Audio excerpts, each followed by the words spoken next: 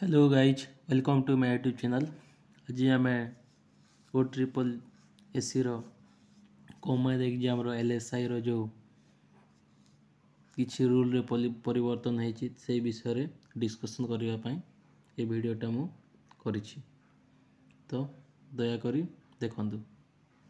Fast update है आमर LI जो 24 मंथ जो ट्रेनिंग पीरियड होता ता कमे देखिए 12th मंथ कर दि जाइए। से 12th मंथ है भितर 9th मंथ आमर थियोरिटिकल माने क्लासरूम स्टडी करी आउ 9th मंथ टी आमर प्रैक्टिकल करेंगे।